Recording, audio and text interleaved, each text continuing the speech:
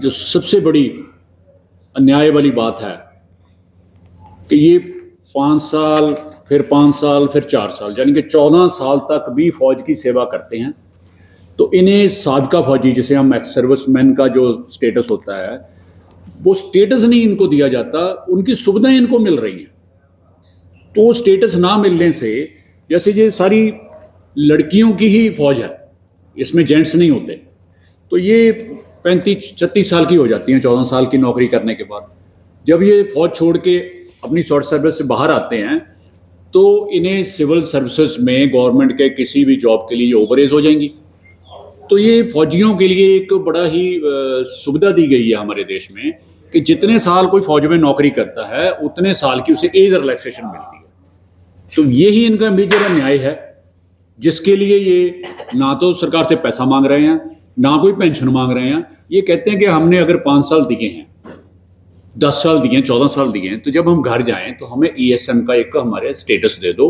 हमारा वो स्टेटस इनको पहले भी मिलता था, लेकिन कुछ समय पहले इनसे वो छीन लिया गया है।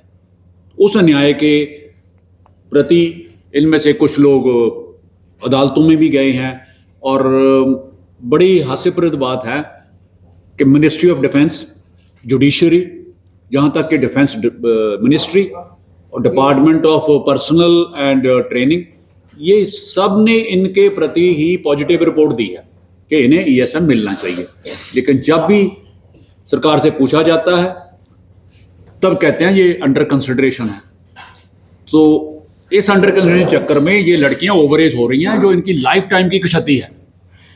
हमारे मामले में, मिलिट्री नर्सिंग सर्विसेज के मामले में, सरकार जो है वो दोहरे मापदंड अपना रही है। एक तरफ तो महिला सशक्तिकरण की बात करती है गवर्नमेंट, लेकिन दूसरी तरफ मिलिट्री नर्सिंग सर्विसेज के जो ऑफिसर्स हैं उन्हें एक्स सर्विसमैन का दर्जा नहीं देती। इससे होता क्या है कि हमारे जो सैन्य अधिकारी, जो पूर्व सैन्य अधिकारी हैं मिलिट्री नर्सिंग सर्विसेज के, उन्हें रोजगार के वो अवसर प्रदान नहीं होते जो अन्य अफसरों को, जो कि सेना से रिटायर हुए हैं, या अन्य जो जवान हैं सेना के, जब वो रिटायर होते हैं उन्हें मिलते हैं। एक तरफ तो आप कहते हो, जब हमारे कर्तव्यों की बात आती है या हमारी ड्यूटीज की बात आती है तो हमें आर्मी एक्ट के अंदर रखा जाता है। आर्मी एक्ट 1950 के अंदर हमसे ड्यूटीज कराई जाती है।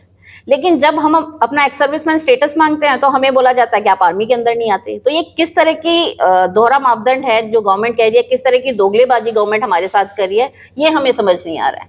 तो हम चाहते हैं कि सरकार जो है वो हमें एक्स सर्विसमैन का स्टेटस दे। और ऐसी ये कोई हम नई चीज नहीं मांग रहे हैं। 2017 से पहले हमारे पास एक्स सर्विसमैन स्टेटस था।